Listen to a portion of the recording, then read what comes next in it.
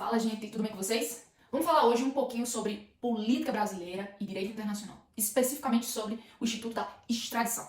Nos últimos dias, vocês já devem ter visto essas e outras tantas notícias sobre a discussão gerada nos Estados Unidos entre os congressistas em extraditar ou não o ex-presidente brasileiro Jair Messias Bolsonaro.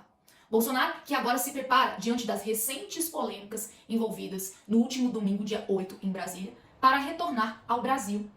Porém, a pergunta que paira sobre o ar é: e se Bolsonaro não retornar? O que pode acontecer? Bolsonaro, que viaja no dia 30 de dezembro de 2022, pouco antes do fim do seu mandato, se recusa, portanto, a passar a faixa para o atual presidente do Brasil, Luiz Inácio Lula da Silva. Esse ato de Bolsonaro é visto no âmbito jurídico internacional, de uma certa maneira, como uma fuga, visto que, agora, não mais como presidente da República Federativa do Brasil, Bolsonaro passa a não ter o foro privilegiado e, diante de acusações seríssimas, ele estaria sujeito a investigações. Investigações essas que podem culminar num pedido de prisão. Exemplo de uma delas é a possível manipulação de fake news ou uma possível interferência no comando da Polícia Federal. E chegamos, portanto, ao X da nossa questão. Tá, professora, caso ele não retorne ao Brasil, ele pode ser extraditado? Vamos entender.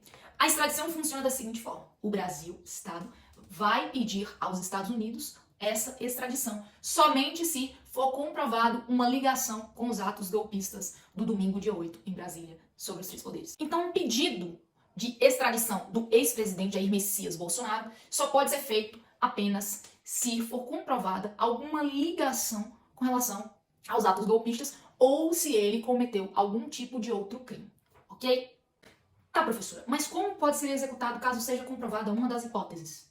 Bem, esse pedido pode ser executado através de um tratado bilateral entre os dois países, um tratado bilateral de extradição entre Brasil e Estados Unidos. Entretanto, pessoal, é importante frisar que esses pedidos de extradição, eles levam tempo, podem demorar, como foi o caso lá daquele ex-presidente peruano, lá em 2017, que fugiu para os Estados Unidos.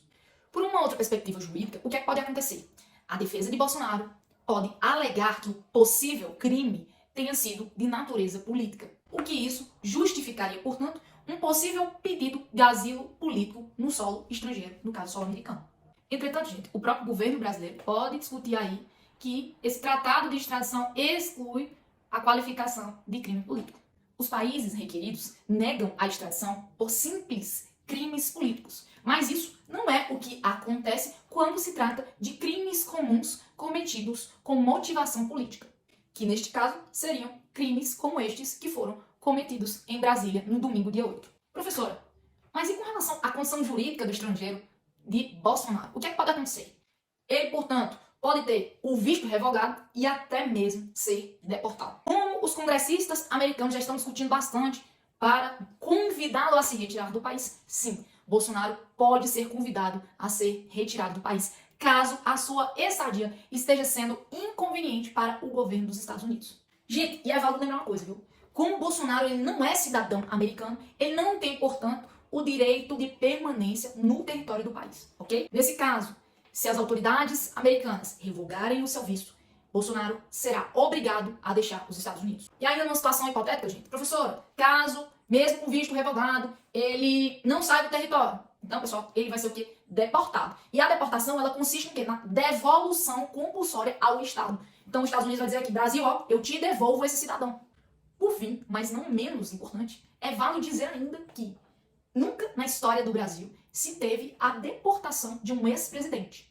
Então, isso seria algo inédito e, evidentemente, vexatório no âmbito jurídico internacional. E se você gostou desse vídeo, deixa a sua curtida, comente o que você achou e, obviamente, me segue para continuar acompanhando o meu trabalho, essa e outras discussões que eu vou trazer para vocês. Um beijo e é sempre um prazer. Até logo!